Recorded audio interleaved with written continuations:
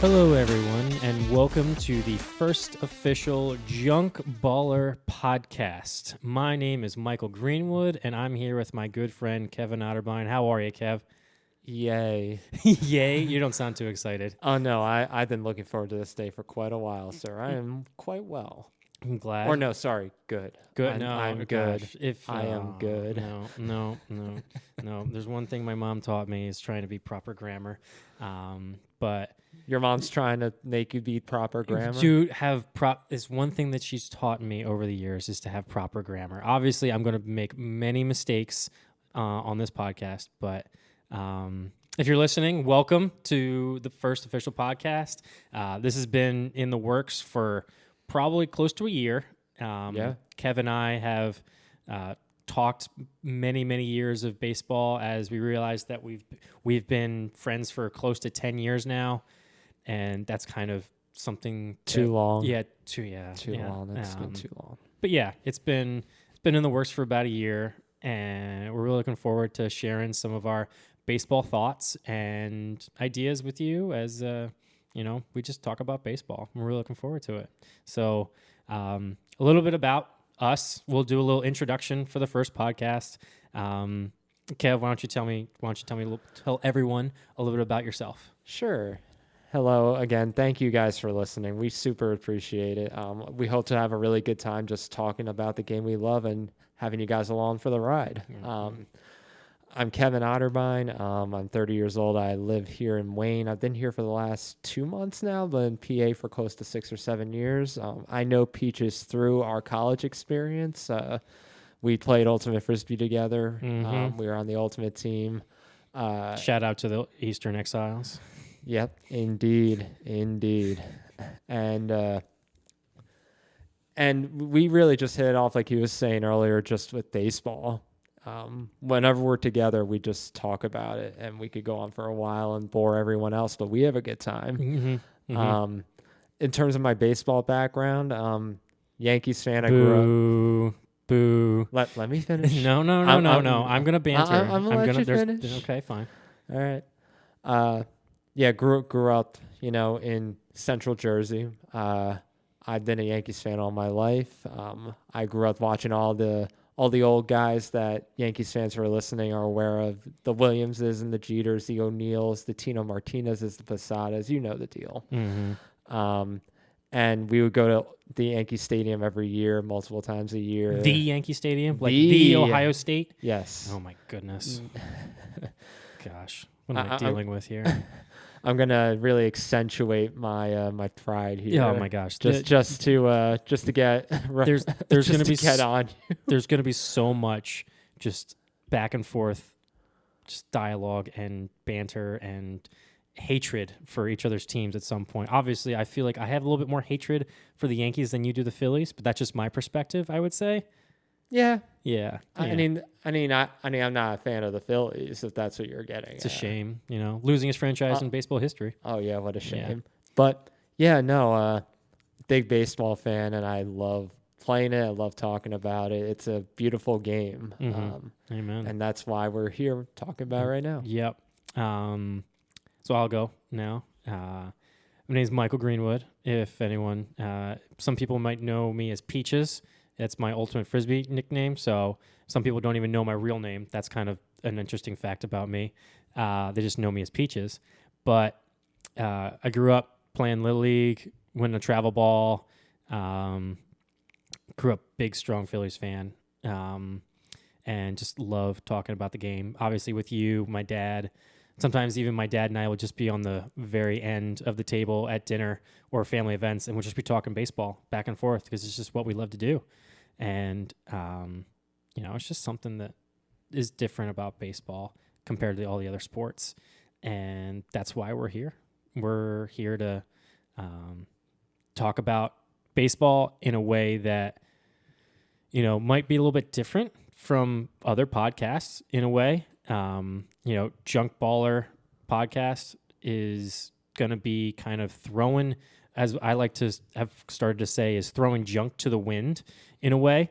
So every other baseball podcast. No.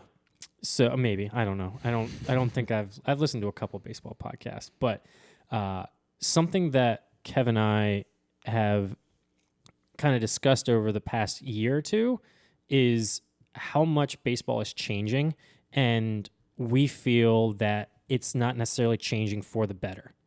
And that was kind of our goal for this podcast, and talking about, things that necessarily aren't going the way we think it should go. And we have our opinions on how we think it can be better, and ways that we view that,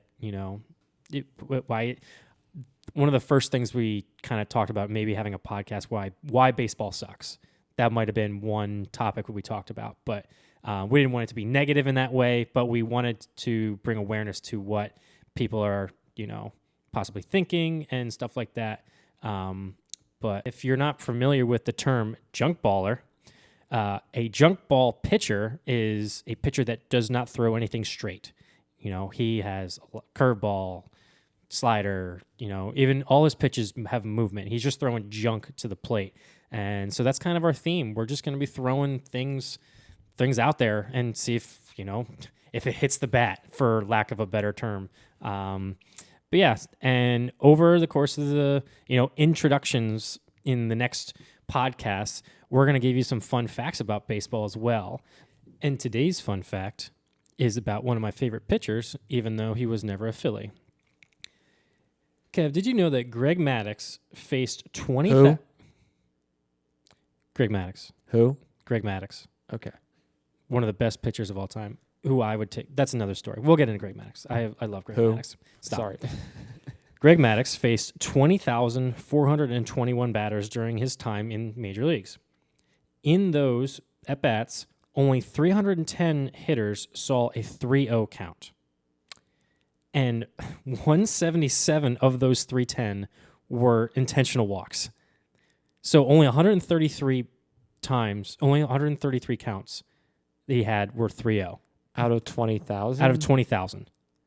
That's just absurd. Like, when I heard that stat, I was like, that can't be true. Like, there's no way it could be true. That happens. I was just blown away. It's an absurd stat, but then again, Greg Maddux was a master of control. There was and never really allowed himself to throw balls all that much. There was a dad joke that I saw actually of Greg Maddux where he was like, when Greg Maddux paints a house, all he does is paint the corners. So it's just the house cut in on the corners. It's not actually having a full house painted. But of course. So that's the fun fact of the day. Greg Maddux is literally insane at throwing strikes.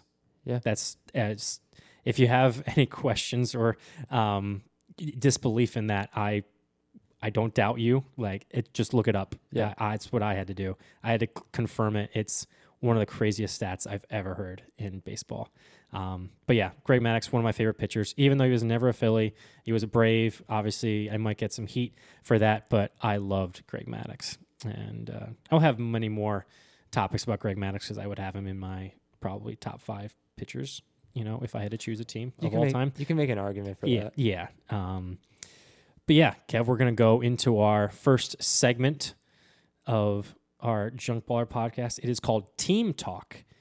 Now, Kev's a Yankees fan. I'm a Phillies fan. This is going to be a time where we update you guys on some of our team info, whether it be injuries or team news, game that just happened or, something big. But right now for the first one, we're probably going to, give you some expectations or kind of predictions for the year and then maybe some injuries and a little bit off-season review. So, Kev, why don't you tell me a little bit about the Yankees? Yeah, sure. So, spring training, we're recording this on March 18th, so spring training is winding down a bit. Teams are starting to trim down their rosters, see who's going to be in their starting lineups, who they're going to send back down to the minors.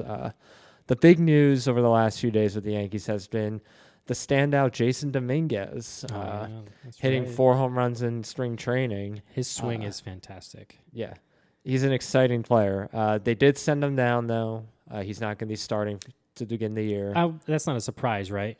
No. Yeah. Even though Yankees fans really do want to see him play. Yeah, because they don't want to see Aaron Hicks or... oh, please. That play yesterday or the other day where he called off. It was terrible. Yeah. Terrible. I feel bad for Aaron Hicks. I don't. No, he's terrible. He's bad.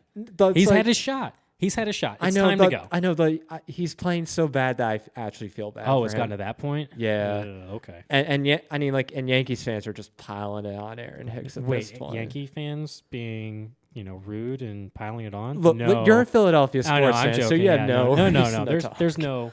No, we're good. But yeah, sorry to get back to that. I mean, hopefully we'll see him at some point during the season. They might have to, given the injuries. Mm-hmm. Speaking of which, still on the injuries front, you have Bader's out, Rodon is out. Really having to trim back some of those pitchers. Montas, coming over from Oakland already hurt, finding out that, and now he's going to be out for a while. The starting rotation with Sevy and Cole, they're going to have to step up. How long's Rodon out? I thought he was going to be possibly cleared by like the first or second week of the regular season. Yeah, I mean, he won't be around for the opening series, first couple opening series, but I think he might get back on track. Don't quote me on that, but it's not going to be something that'll knock him out for the year. Just to be clear, he said don't quote him on that. I'm going to quote him on that, by the way. So Aaron Judge, lots of expectations for Aaron Judge this year, obviously being the captain of the Yankees now. First one since Derek Jeter.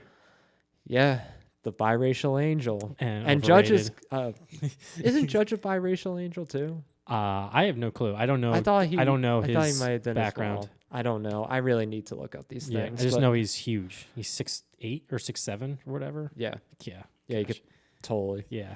But yeah, being the captain of the Yankees now, he hit 62 home runs, obviously, set the American League record for home runs in a season. There's going to be a lot on his back, and there's going to be some questions about his play in the big time because he did hit 62 home runs. He almost won the Triple Crown in the regular season, but he flopped in the postseason. He did not step up when the Yankees needed him to. That's right. We talked about that a little bit, and I think I was wrong when I said that, when we were talking about it, that what if they were just pitching around him, but he was striking out? He was striking out. They were just probably weren't giving him anything good to hit, but he was probably pressing at the same time. They're like, well, we're not going to let him beat us. So, but yeah, to be fair, I mean, they were pitching around him toward the end of the year as he was approaching 62. Yeah. There was a lot of walks he was given. Oh yeah. But even still, once he hit that 62, he wasn't hitting much after that. And the crowds were booing a lot when he was getting walked through because I want to see history. Yeah, absolutely. Yeah, totally.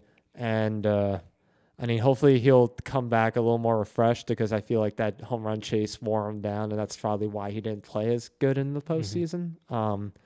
But I mean, in this town, if you win, they'll love you forever. If you don't win, you're out. Yeah. So he's getting $40 million a year, right? Now, yeah, it was 9 years, 360. Yep. Yeah, so that's $40 million a year. Yeah. Holy crap. Yeah, so he's getting paid to win. Yeah. He's the captain of the Yankees. He was an MVP, and he's getting paid $40 million a year. Gosh. So there's a lot on Aaron Judge right $40 million. now. Yeah. I mean, Ohtani's going to top that next offseason, but still, $40 million for a 31-year-old big outfielder. Like that's. Yeah. I mean, he definitely deserves it. He did. He was fantastic. It's kind of crazy how much money is involved in everything. It wasn't too long ago when, A-Rod got that 10-year contract and everybody was like, whoa, that's way too much. And now it's like, 10-year contracts are the norm. I mean, Machado re-signed for 13 years or 11 years, 340? No, what was it? Something like that. I was like, holy crap. Yep. He's it's nuts. Yeah. But that's another topic. Sorry. Get you sidetracked. No, it's fine. But yeah, I mean, expectations for the Yankees are always going to be high because they're the Yankees. They're the team that wins. You've been saying get the job done in conversations that you've had with me. What does that mean when you say the Yankees just need to get the job done? Does that mean win the World Series? Yes. Okay. Because when I say get the job done, I mean, obviously they did in the postseason every year. Yeah. For a while. Feels nice, right? Yeah. Yes, it does. Well, yes and no. It feels good to have a team that can perform and give you a chance to win. Mm-hmm. It doesn't feel so great when you're getting knocked out every single year, and it gets a little tiring. Mm-hmm. I mean, since 2015, they've had 2 wild card losses, 2 ALDS losses, I think, and 3 ALCS losses. No trips to the World Series since 2009. Yeah. And, people, they win like at 90 games a year. They won almost 100 games last year. Yeah. And they almost lost to Cleveland, who they were expected to not be playing as poorly against. Cleveland, I feel like Cleveland is so underrated going like last year. I just felt like they were the team that the Yankees had a hard time with. And I think that's because the Yankees don't necessarily... The Guardians were a type of team that I feel like the Yankees would struggle against. It's kind of like that scrappy team that just kind of annoys, because the Yankees are hitting homers and that's their motto. Whereas small ball for the Guardians, and it's kind of like two opposite ends. Yeah, but the Yankees also, they were up 15.5 games in July, and they nearly blew it in the second half. Almost an absolute collapse, and it showed in the postseason, too. They were pretty much crawling on all fours by the time the postseason came around. But I still expect them to make the postseason again this year. They have the team to do it. They short up their rotation a bit, bring in Rodon. Hopefully Montas will be healthier at some point. Sevy, having his struggles in spring training, they'll get the garbage out now. So that by the time the regular season comes around, you're good. And Cole, Cole's an interesting guy to me because on the one hand, he set the Yankee record for strikeouts in a year by a starting pitcher, which is pretty surprising to me. He's also pretty interesting in his interviews too. He's kind of a weird guy. He is a weird guy, but it's kind of cool. It's not like Zach Greinke weird, but it's kind of weird in another way. He's quirky in his own way. Yeah. Because I think I had to look it up, but there was an interview that MLB did where it was like, who was the rapper or who was a music artist you want to listen to, and it was completely out of left field what Garrett Cole said. I got to look that up. But yeah, he sets records like that. Though on the other hand, he is inconsistent, blows in the postseason too. So I think they'll win the division. I don't think they'll get to the World Series because they still have to be and face the class of the American League, who I think again is going to be Houston. Okay, so you're going to lose. They're going to lose in the championship series again if they get that far. Okay, so it's going to be a rematch. That's what you would predict.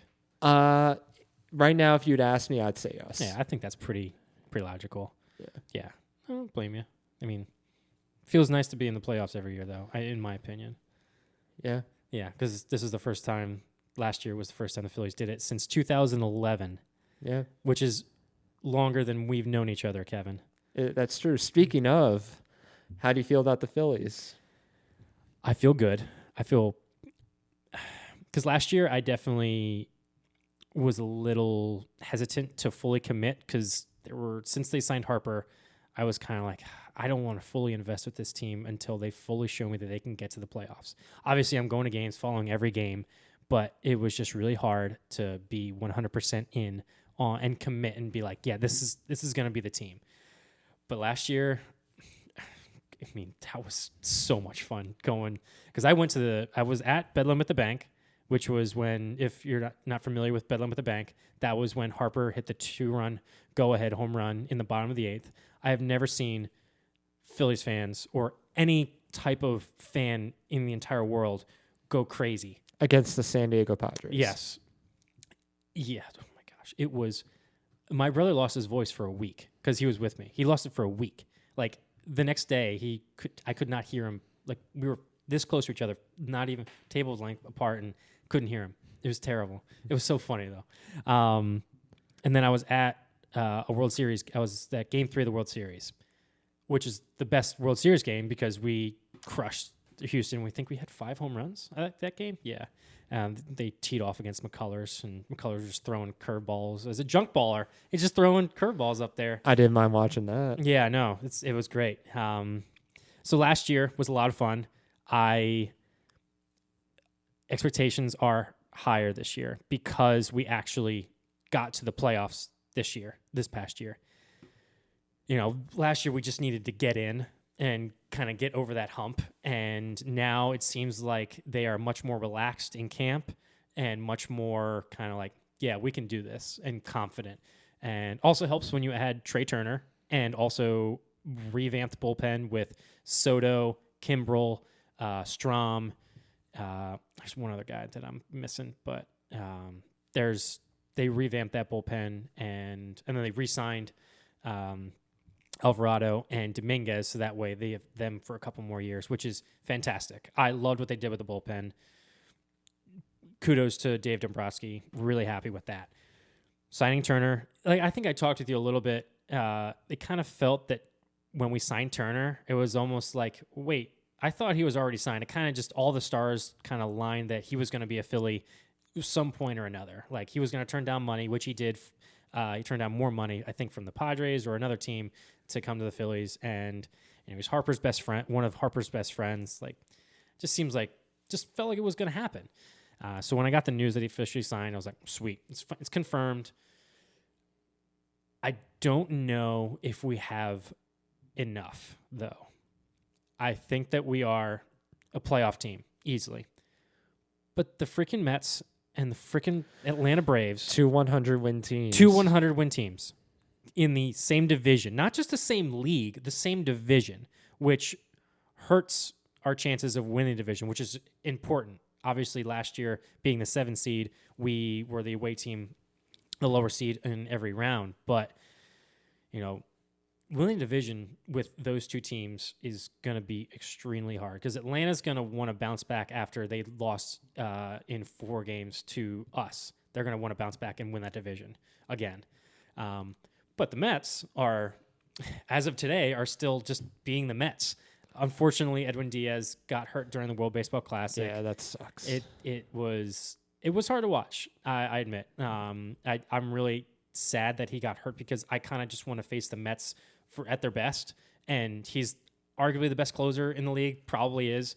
And you don't want to see players get hurt no matter who you're playing. Yeah, know. I mean, ultimately, it's the difference is it's just in jerseys. When you take the jerseys off, it's just every other person. Yeah, and he's just fun to watch. And but yeah, the Mets got, and then Brandon Nimmo's week to week. Just got the update today. He's week to week with a ankle and a knee sprain. So I don't know if feeling bad for the Mets is what I feel because I don't ever feel bad for the Mets because I hate the Mets with a burning passion. They're my least favorite team in all of sports, more than the Cowboys, in my opinion. Cowboys are terrible. I'm an Eagles fan, if anyone doesn't know, but Phillies fan, I'd hate the Mets so much. And going to Citi Field last year, oh my gosh, I hate the Mets. Only got one time. There's only one time we got cursed out where he's like, F you, go home. I was like, okay, sweet. But after that, most of the Mets fans were decent, but just don't like the Mets fans. I mean, the new ownership has certainly been more aggressive with the Mets. No more Wilpons. They got Cohen making the moves. You know, they lose the ground, but they bring in Verlander. And it's going to be interesting to see what they do with that. Especially with how old both of them are. Yeah, that's one of the biggest things that, they've had some injuries already to some of the guys that they didn't expect to get injured, where Verlander and Scherzer are 38 and 39 respectively, or no. I think Verlander's a year older. Isn't one of them 40 or close to 40? They're both close to 40. I mean, they're 30. I think Verlander's 39. Yeah. By the way, just a heads up for anyone that doesn't know, we are just, we have info available, but we're just kind of going off the top of our head with, some of the stats and when we're talking stuff like this. We have stuff, but, I feel like I think I've talked to you about this before. It's either going to totally blow up in their face with the whole Verlander Scherzer thing. Yeah. Or it reminds me a lot of Johnson and Schilling though with the Diamondbacks in 2001. Yeah. It kind of has that feel for me. Yeah. It's either going to be fantastic or god awful. I think it's going to be more good than bad just because Scherzer, just the ultimate competitor, Verlander, fantastic pitcher, maybe both Hall of Famers. But Cy Young winner last year, Verlander. Right? Yeah. Mm-hmm. Yep. And so expectations. I would say we have a decent chance. Decent chance to win a wild card spot, win a division. I don't know for sure. If I were to put a bet on it, I would say no. Everything would have to go right. But if we stay healthy, I think we could be the division winner, but that's only if we're completely healthy. Yeah, it's definitely a formidable challenge, or challenges, I should say, given you have the Mets and the Braves in the same division as you. But I have felt for the last few years the Phillies, at least on paper, should at least get to the postseason based on the lineup that they have and the moves that they make. Yeah. And a lot of it depends upon how early Harper comes back. Because I got there was a rumor that John Heyman put out the other day. He put out a tweet that said Harper could be back by the end of May. And I was like, bull. No way. There's no way he's going to be back by May. If he comes back at the end of May, that's going to be probably the best news. But there was actually, I saw something on Reddit Baseball. So it took 218 days for Shohei Ohtani to come back from Tommy John. Okay. And he was DH after that. So they did the same calculation for Harper. He would come back the series, 218 days. He would come back the series in Chicago, which is the series that I would be going to if everything works out, because I'm trying to go to Chicago to see the Phillies play at the end of June. So if that happens, I might have a full lowdown on a podcast there, because that would be fun. So yeah, that's going to be something that we can talk about in the future. And yeah, so expectations. I think it'd be really cool if we saw each other's team in the World Series. That would be a lot of fun. Be great content for sure. It would. I mean, we're going to be seeing each other's teams on Wednesday, April 5th, when we go to New York and Yankee Stadium for the game. That's true. And I'm really looking forward to that. Yeah, you haven't been to the new stadium yet, right? Nope, have not. Anyone doesn't know, one of my bucket lists is to go to every MLB ballpark. So I'm trying to knock off at least 3 this year. But yeah, looking forward to the Yankees-Phillies game with you, me, and JC. That'll be a lot of fun. And so, yeah, that wraps Team Talk for today. And we still went over. Yeah, we still went over our time limit. We're trying to figure this out here, people. But yeah, it's a lot of fun. And so we're going to go into our next segment called Junk Ball, which is... And what is that? I'll tell you, Kev. It is basically our main topic for the day. We are going to... Over the course of these podcasts, we'll go through different topics where we think something should be addressed in baseball, why we think it's not good for baseball, why we think baseball should do this instead of that. So some of the topics might include pitch clock, banning of the shift, the juiced baseballs that were rumored last year, analytics, some conspiracies that I've realized that were in baseball that we could talk about. Yeah. And a lot of these are probably going to overlap each other because they're all related in some respect. Yeah. And it'll be a lot of fun going through all this stuff and figuring out, what your opinions are, what my opinions are, and then, hearing back from listeners. Yeah, we have an email that we're going to get out to everyone. We're going to have social media that you can DM us at, and, we'd love to hear your feedback, and that'd be a lot of fun. But, be nice. Yeah. What was that? Be nice. Oh yeah, no, you can be. No, I know. No, they can. Don't be too mean to us. Yeah, no, don't be too mean. Please don't be mean to us. No. So, Kev, why don't you go through the topic today, which is it's because you picked the topic. I did. Yeah, I did pick the topic. And why don't you explain it a little bit? Maybe I don't even know what the best word to describe it as a theme. We kind of came up with it as bullpen game, kind of like how baseball pitchers aren't going as long in games, and also how some relievers are starting games. So yeah. So this is just something that we're going to talk about. Like Peaches said, we are pretty much talking about the things wrong with baseball. Now, there's many things that we love about baseball. That's why we're talking about it. So, but it's not a perfect sport. There are problems with it, as you know. Attendance is down. Not the World Baseball Classic, though. Not the World Baseball Classic. In the MLB, attendance is going down. And there's plenty of reasons for that. And one of them, we think it's a more fundamental reason, is that the game is just not as exciting as it has been in years past. And one of those things is the bullpen game. Now, we got to make a differentiation here because for pitching, for those of you who are not too versed with baseball, there's usually like a standard format for how long pitchers go in a game. So you have your starting pitcher, the person who obviously starts the game. It's in their name. They usually go about 5, 6, 7 innings, depending on how well they go. If they do great, they go all the way. If not, they yank them early. Yeah, it's like Vince Velasquez throwing 4 innings at 100 pitches. Gosh. And then you bring someone in kind of as what we call middle relief, someone to kind of fill in the space between like the 6th, 7th, and 8th innings to short things up. And then if your team is winning and it's a rather close-ish game, you have someone come in as your closer. And they usually just go an inning and make sure that, it just limits the damage. Who's the best closer of all time? Craig Kimbrell. Jonathan Papelbon. He's the greatest closer in Phillies history, technically. He has no. He's not the greatest. He has the most saves. He has the most saves. Yeah, he does, which is the worst possible thing. It puts him in the upper echelon of Phillies closers. I'd rather have Jose Mesa as the all-time Phillies saves leader. Without Mitch Williams, Or no, I'm guys. good with. No, I'm not good with Papelbon as the all-time saves leader. Gosh, oh my God! Continue. Sorry. Yeah, no, it's okay. So there's been a bit of a strategy change in baseball in recent years where they've been utilizing their starting pitchers less and bringing in bullpen players and pitchers more, hence the term bullpen game. So now instead of pitchers going 5, 6, 7 innings, you might have a pitcher go, say, 4 innings. I don't like it.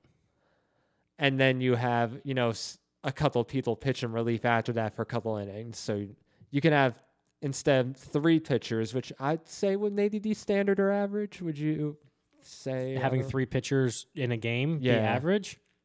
Back when a pitcher does well, it would be the starter, then setup man, and then closer. Basically. Yeah, that's what I mean. Yeah, the 3, kind of like that 1, 2, 3 setup. Mm-hmm. Now you can have 4, 5. I've seen 6, 7 pitchers coming out of the bullpen. Mm-hmm. Yeah. Well, one of the main reasons that they started doing this is the 3rd time through the lineup. So the starting pitcher would go through 2 times through the starting lineup. He would get all that done, but then as soon as they saw some stats in the analytics that if you started facing the lineup the 3rd time, your numbers started increasing. I mean, it also adds up that you're getting more tired, you're throwing more pitches, and the batters have seen you. Now, this is the 3rd time they've seen you. Mm-hmm. So it makes sense that they started why do we force this guy to face the batter another time? Right. But I still think it's dumb because these guys are never going to learn adversity and to actually push through challenges. They're just going to be like, oh, yeah, it's my turn to go. The manager could take me out. It's dumb. And the bullpen game in the past, even a few years ago, was just an exception to the rule.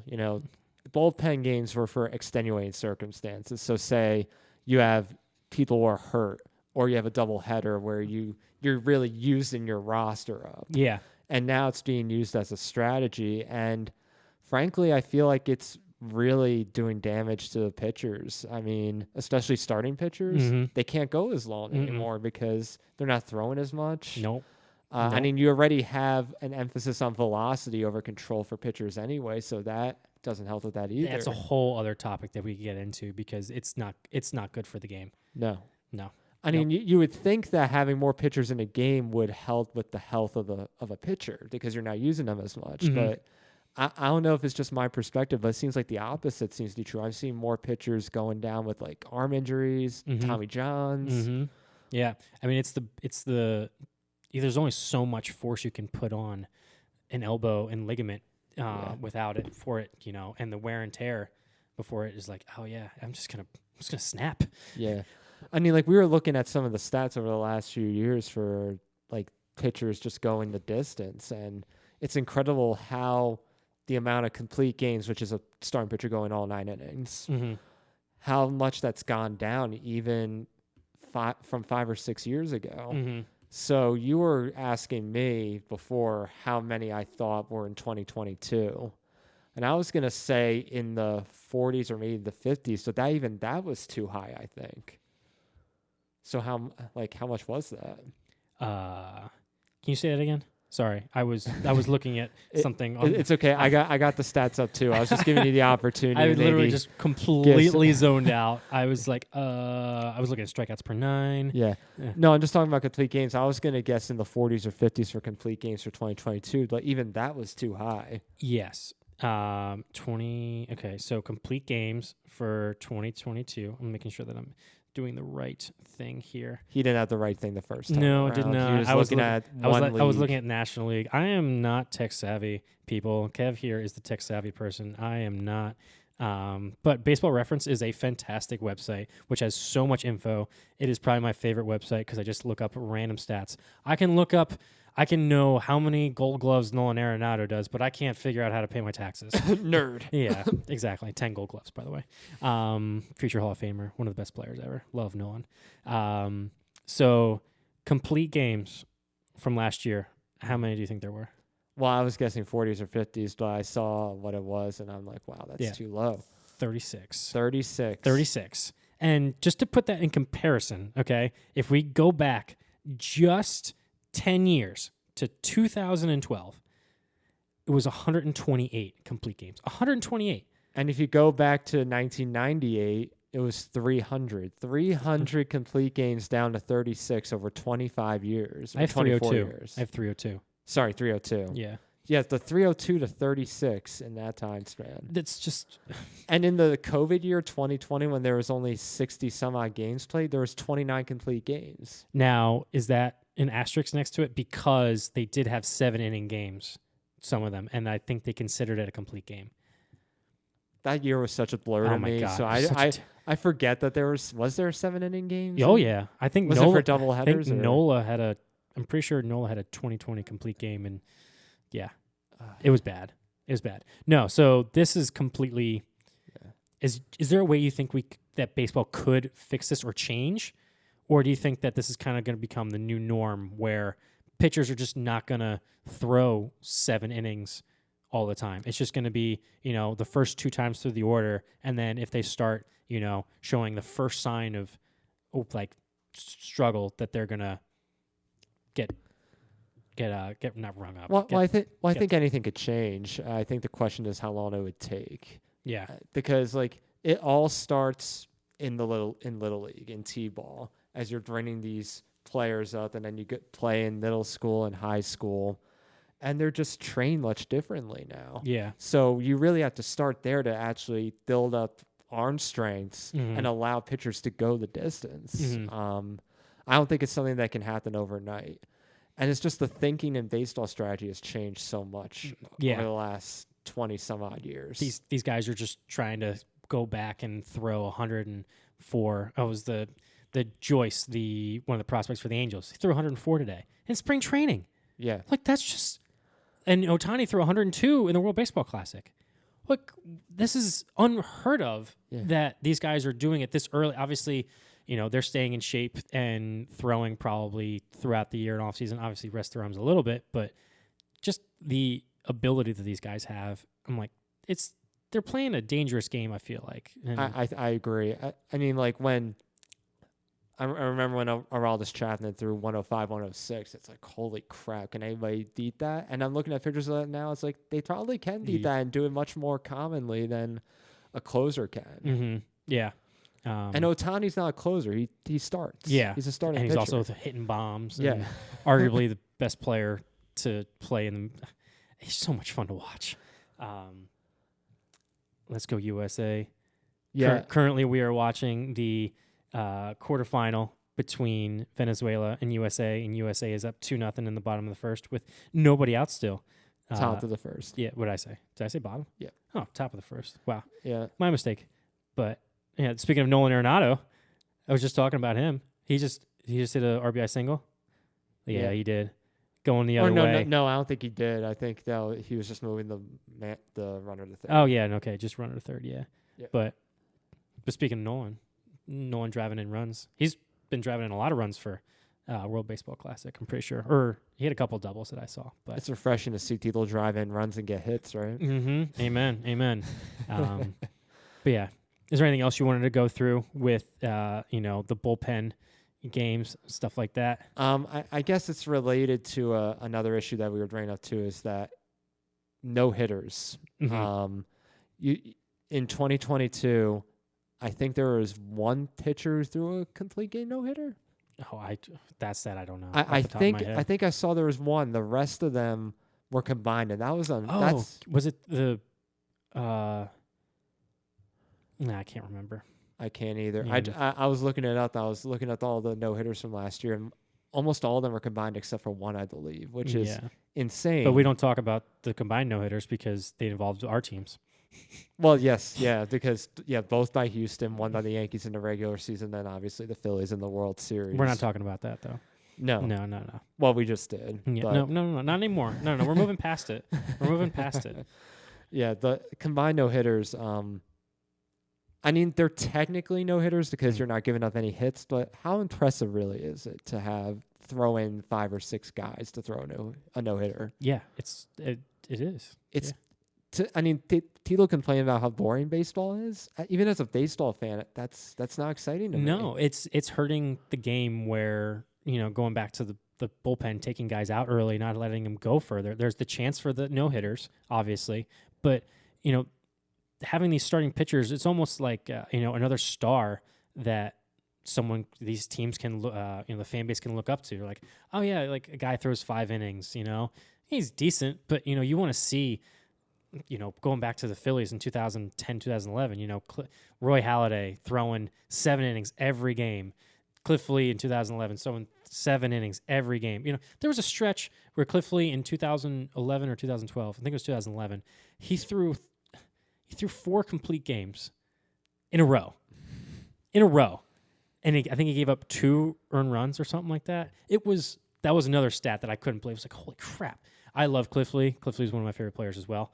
I went to a game a couple of years ago where Zach Wheeler was pitching in 2021. He pitched a complete game, and the environment was like he was pitching a no-hitter because no one sees that anymore. No one sees it. It's kind of – I've been saying again, it's dumb. It's dumb that these pitchers cannot go longer. And I think it has to do with the analytics of, certain teams, and they've changed the game. Now, I'm curious if that's going to continue into 2023 because you could make the argument that last year might have been a bit more of an anomaly because of the strike and because of the spring training and but they still had a full spring training, didn't they? They did. I'm not making an excuse for that, but I remember early on when they were taking pitchers out of perfect games when they were pitching perfect games, it was because they weren't able to warm up. Yeah, I think it happened with Sean Manaea. Sean Manaea was the first one because he was pitching for San Diego at the time, I believe. And it was against Arizona, but they took him. I'm not sure if it was a perfect game or no hitter, but I'm pretty sure they did take him out because I think he had 100 pitches after 7. Yeah. But like I said, it's like some of these pitchers you can't even look up to. Like, I mean, if you remember Scherzer, he was pitching a perfect game and he was pulled out of it. It's like, why do I not remember that? You don't remember that? That was last year. Why do I? He was pulled out of the perfect game. Yeah. I don't remember that at all. Wow, this is. He was hurt. To be fair. Oh yes. Okay. To now be I remember. fair. Yeah. He was hurt. I remember that now. Yep. But I don't know. There's still a part of me that's like, how when will that opportunity come again? And maybe if he's not as hurt, leave him in. But yeah.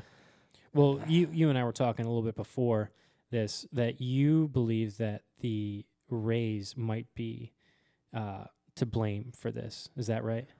To a degree. Yeah. Yes, I would say that. I think Kevin Cash's management style, I don't have, I mean, he's been successful as the manager of the Rays, obviously, brought them down to a World Series, and they've won 80 or more games through that span at least. But I feel like he deserves a bit of the credit for bringing in the bullpen game and making it mainstream. Now, you think it's Kevin Cash? Because I feel like Joe Madden started doing a little bit, or just a tad with the Rays organization. A little bit. I mean, it really kind of started, I feel like, with the Rays actually instating it as a strategy to use. You do see them more than I do because of the Yankees and stuff like that. But not as much as this year because the new MLB schedule, you don't face the teams as much. I think you face them only 12 times. It's only 2 home and 2 away series for divisions, and then we face everyone else in the MLB, which I think is cool, but that's a side note. MLB just scored again. Looks like, what is it, 3-0? Tim Anderson, what are you swinging at? It's a 3-0, 1 out, man on third. Yeah. Oh, and it's a new pitcher for Venezuela already. Wow, really? Holy. Yeah, C. Ruiz is pitching now. Yeah. Yeah. Well, this is good for USA. And after Tim Anderson, there's 3 Phillies in a row. Woo woo. Let's go. Who would they be playing if they win? Like, they're playing Cuba if they win. Okay. Yeah, and then Cuba, it'd be Cuba, USA. If USA, it's whoever wins this game will face Cuba, and then Japan faces Mexico. Japan looks unbeatable. Oh my gosh. But yeah, that's another topic. We can talk about World Baseball Classic after it finishes. But yeah, I am frustrated with the bullpen game. I don't like when managers or teams are like, "Oh yeah, we're going with the bullpen game." I'm like, it's not exciting. You're like, all right, great. I'm just gonna watch a bunch of guys throw 1 inning. It's not baseball that I grew up with. It's not baseball that's exciting. Like, all right, yeah, this guy just went 7 innings. Give him a standing ovation after 7. Because he pitched 7 innings, 1 run. There's no what's the word, like recognition for like starting pitching or like for like pitching anymore. It's like, all right, yeah, you did your inning. Now sit down.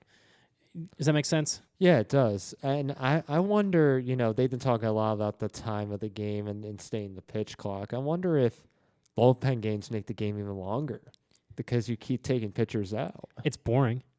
It's boring. No, Yeah.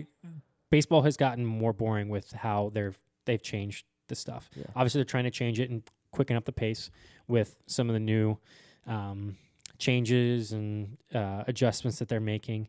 And trust me, we will be talking about that in the future. We want to see it play out, but with how pitching, when I did fantasy baseball, I would go after, my strategy was to go after pitchers because based off of the leagues that I would play in with my friends from high school and a couple from college, I'm not going to get, because I've screwed over some people with trades. We're not going to. So you're not instating my fantasy football strategy of drafting everybody from one team and have them play? No. Okay. No. Kev one time for fantasy football, he drafted all Packers, except I had Jordy Nelson on my team, and he kept trying to trade me. I won 2 games. Yeah, he did win 2 games against who? Howie. Our friend Howie, who forgot to set his lineup, and his only losses, I think, were to Kevin or something like that. Amazing. But we'll have to look back at that. But going back to baseball, like I would strategize to have pitchers because they would get me the most points, and these pitchers would go 6, 7 innings and all the time. That's what it is. I don't play fantasy baseball anymore, but if I tried it again, I'd have to create a new strategy because the game has changed so much in the last 5-6 years. Mm-hmm. And I don't know. It's not good for the younger kids to look up to either because it's not like, because they have the position players, but these pitchers, they're just basically, I can't try to think of a term for it. It's almost like they're just going in there, doing their job, getting pulled, and they're like, good job. Now go rest your arm and don't get hurt. But I think because they're not pitching longer, it's hurting them. It's not building up the strength. They're just maxing out short intervals, and they're not prolonging, the endurance and stuff like that. It will be interesting to see this year with the pitch clock how, because there is less rest in between each pitch for the pitcher. Yeah. And he has less time to recover. So it's like a higher threshold or something like that. Yes. And we want to, one of our good friends Kev's roommate, his name's Paisani. He is athletic training major, I'm pretty sure. Yeah. But he knows a lot about, physical fitness and everything about into baseball. And we'll probably get him on here to talk about that with us. But that's for another time. Is there anything else you want to say about the bullpen games and how frustrated we are with it and how it's boring it is that pitchers only go 3 innings, and it's a good job if they do that. Well, how many synonyms can I come up for boring and uninteresting? Boring, and just boring, not good boring. for the game. Yeah, It's not good for the game. But Yeah. I think that's all I really had to say. On Yeah. Verdict on that is that it's boring, and we miss pitchers going the distance and pitchers going 6-7 innings. It's not as fun. It's not as fun, and I don't think it's good for pitchers. No, not good for pitchers. I miss Roy Halladay. I miss Cliff Lee. I miss all those pitchers that would just go and just go to the game. The Pettits, the Clemenses, the Messinas. Well, Clemens cheated, so he still went the distance, though. yeah, cheating. I'm trying to think. Are there any Phillies that took steroids? That obviously you got Dykstra. There's probably someone on the Mitchell report, some random I know. guy. I know Dykstra did, because Dykstra's. Oh my gosh, Dykstra's a piece of work. The funniest one I saw on the Mitchell report was Chuck Knobloch. You remember him? Yeah, I remember Chuck Knobloch. He was on the Mitchell report. They only hit I don't know if he ever cracked double digits in home runs. He might have done it once or twice. But he took steroids too. I'm like, yeah. I mean, it certainly didn't help with his throwing from second to first base. I always get Chuck Knobloch and Hank Blaylock, the third baseman for the Rangers at some point. But talk about names that are just Chuck Knobloch. What a name. I remember Chuck Knobloch. Yeah. More from MLB 2000, I guess. Yeah. Was that on 64? PlayStation. Wow. PlayStation. Gosh. Time flies. Indeed. So, yeah, that wraps up junk ball section. And talking about the bullpen game and how pitchers are going shorter distance. Yeah, exactly. And we're not here to, be negative about everything. We're not. That's not our goal. That's just something that we want to talk about and make sure that we address.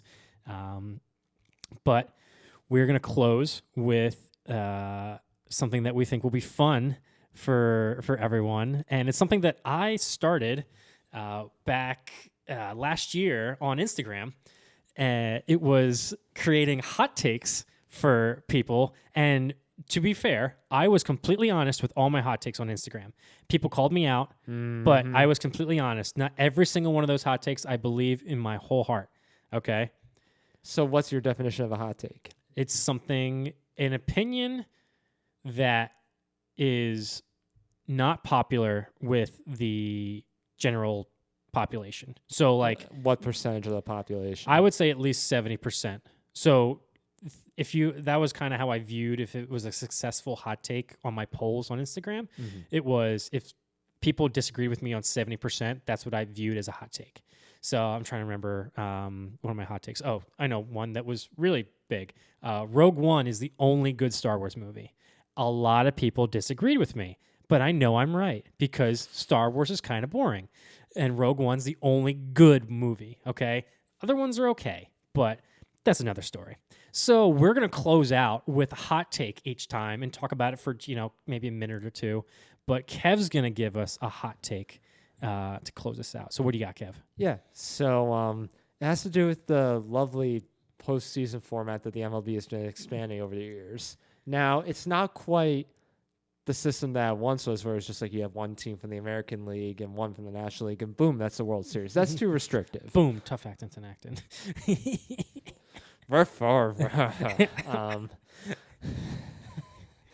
Tell us, come on. Sorry, guys. So over the years, MLB has been expanding its postseason format. They expanded it again last year, so now you have wild card teams playing against each other just to get into the first round of the playoffs. And my hot take is that I don't like it. I think it's too many teams. I think it waters down the competition, and I think it incentivizes mediocrity because now all you have to do is win a couple games over 500 and make the playoffs. And an even hotter take, I think, to go on top of that is I believe there's going to be a below 500 baseball team that's eventually going to make the playoffs with this format.